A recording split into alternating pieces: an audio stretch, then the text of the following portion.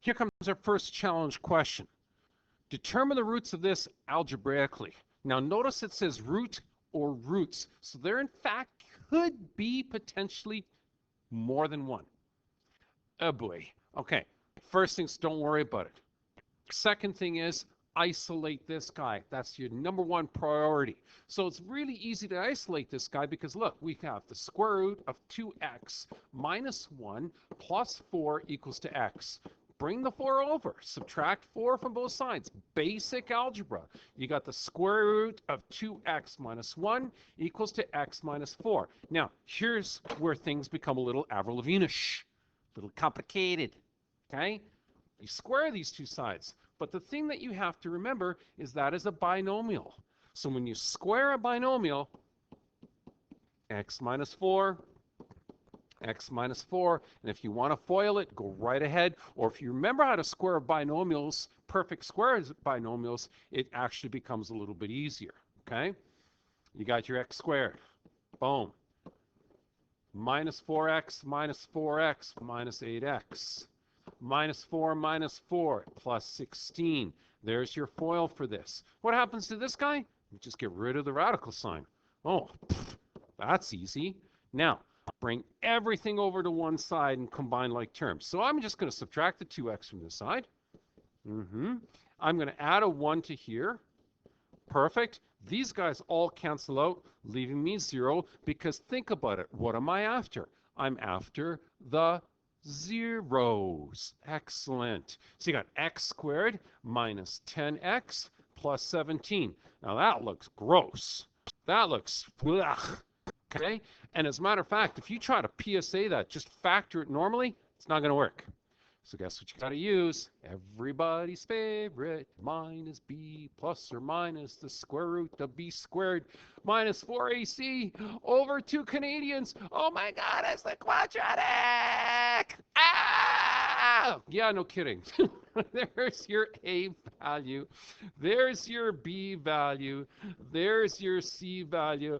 Oh, what an incredible mess, isn't it? Okay, well, it's not that big of a deal. You should be able to do this no problem at all. Here we go. Let's put it in there. Ready?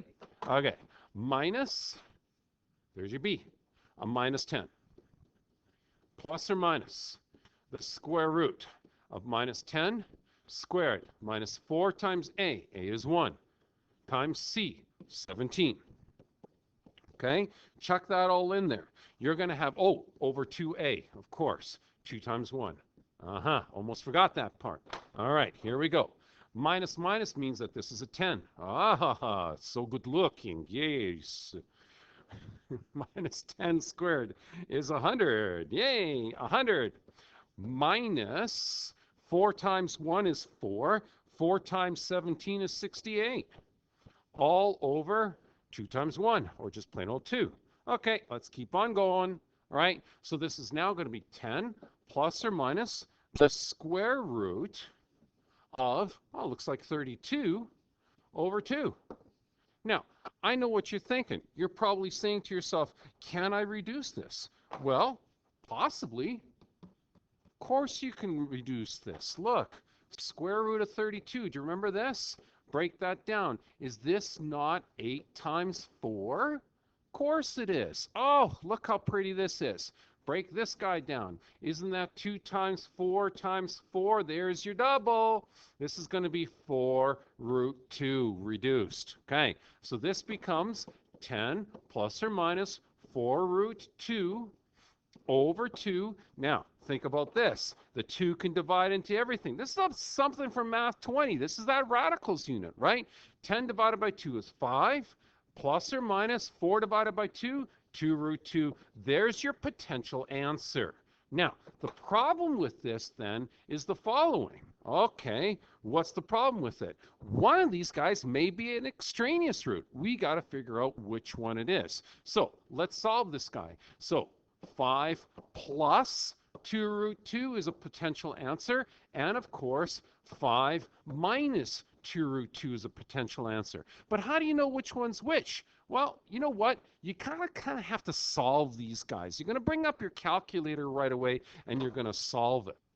So just take this guy right here, 5 plus 2 root 2, and let's just throw it in our calculator. Okay, 5 plus 2 second square root 2, and give me an answer. Boom.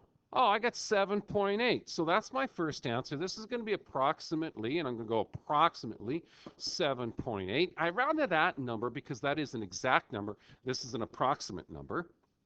And do the same thing to this guy. Okay, so I'm going to go back to my calculator here.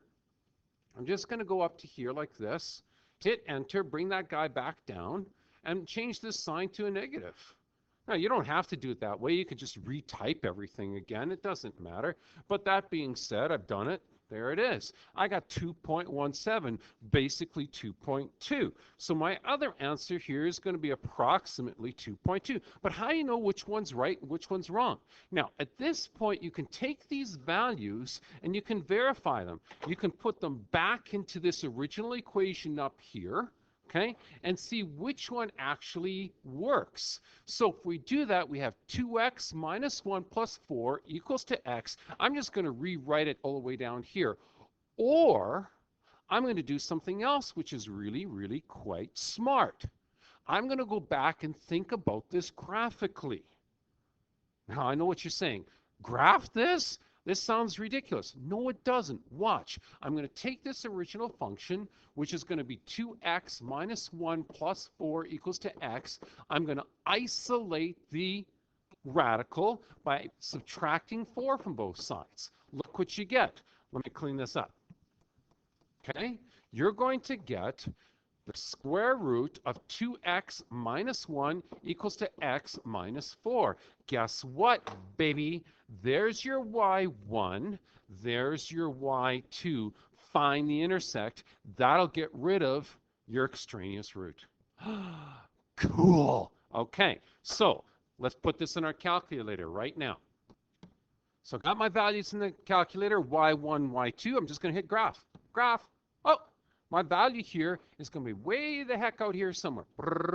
Let's figure out what that one is. Well, it's pretty obvious that it's not going to be, look, you had two choices. You had a choice here, a 7.8 and 2.2. You had this choice or this choice. Well, obviously, it's not going to be 2.2. Look at your calculator. Your calculator here, 2.2 would be somewhere around here. Right? It's not intersecting there.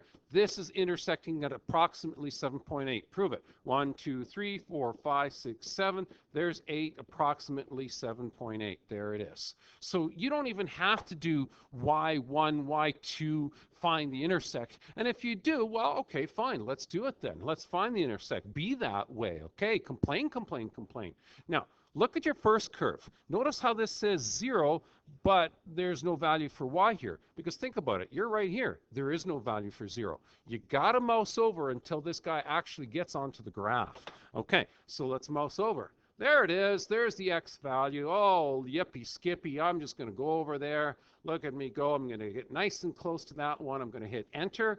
There's my next value is now on the red graph. I'm going to hit enter. And oh, goodness gracious, I hope I'm going to get about 7.8. And as a matter of fact, I got exactly that. Look at that, 7.8. So that confirms that this guy is your actual root. This guy is extraneous. So if you're going to do this approximately, you can give me the 7.8. Watch what the question says. It may say to the nearest tenth. It may say to the nearest hundredth. It may say to the nearest thousandth.